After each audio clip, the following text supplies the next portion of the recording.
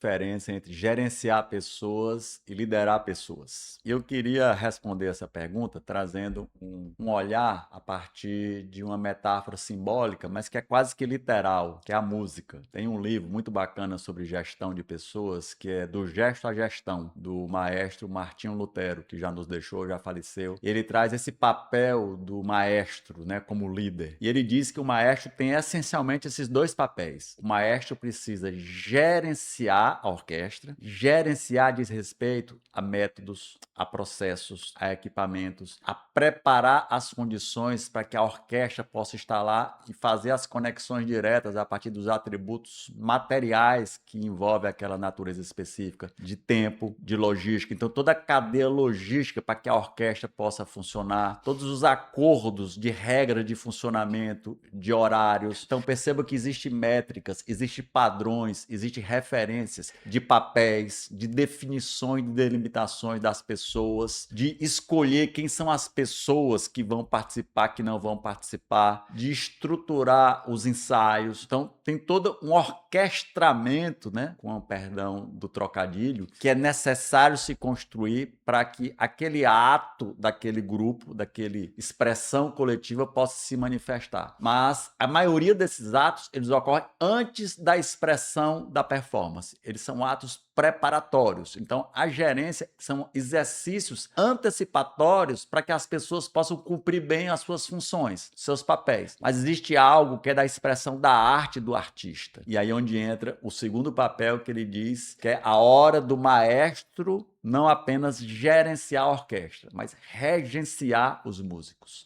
E qual é o papel da regência? É um papel silencioso, e não à toa é uma expressão simbólica, né? Mas a gente vê o maestro, ele fica de costa para o seu público e de frente para a sua equipe. A preocupação dele não é ele brilhar, mas é dar os limites. É pela inspiração e pelo espelho, pelo exemplo, ele consegue fazer com que o melhor das pessoas possam acontecer. Então, ele não produz apenas aspiração, ele produz inspiração. Ele ensina pela prática, ele ajuda as equipes a saírem da expressão egóica de querer ser melhor, porque você imagine que cada músico, um músico de orquestra, quiser vencer o outro a partir do seu sonho individual. E ele traz, né? Os melhores músicos não necessariamente vão ser os melhores que vão expressar qualitativamente numa regência coletiva, porque se ele quiser brilhar, muitas vezes ele tira o brilho do outro.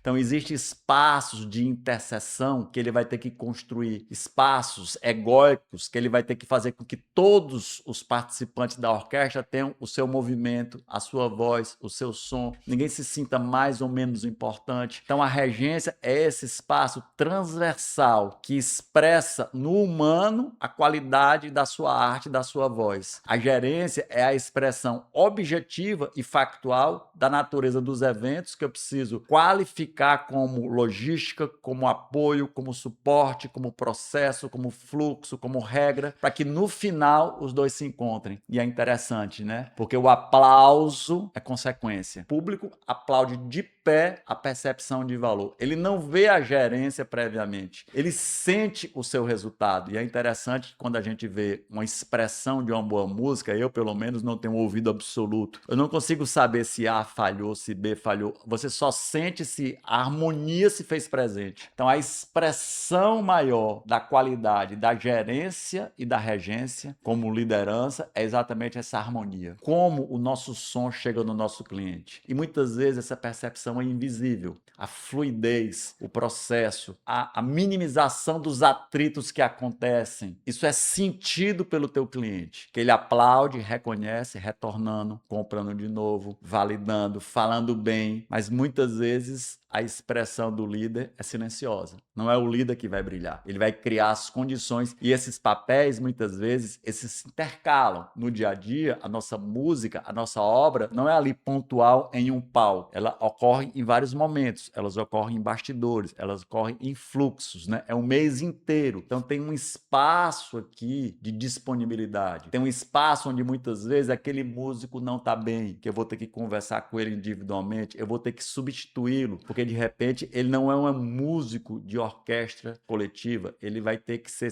utilizado muitas vezes no número solo e a minha orquestra não tem espaço para carreira solo. Esses espaços também de saber encerrar ciclos, de saber construir pontes, que eu posso até ajudá-lo a fazer essa transição para um outro movimento. Não quer dizer que ele não sirva, mas para a natureza da nossa atividade, ele não está sendo mais útil. Então são espaços que essa liderança tem que delimitar, porque se ele quiser apenas agradar um, ele perde o coletivo e, consequentemente, ele perde a excelência da escuta daquilo que a música traz como função daqueles que a ouvem, né, que são o seu público. Então, eu acho que essa metáfora ela é quase que literal do ponto de vista dessa função, gerenciar e regenciar. Os dois são atributos dessa liderança que se constrói, porque se eu quiser apenas ser líder e não assumir as funções de gestão, muitas vezes eu não vou dar conta, porque eu não vou ter um instrumento certo, na hora certa, e aí a competição, a rivalidade, o confronto vai emergir porque as condições não foram criadas adequadamente.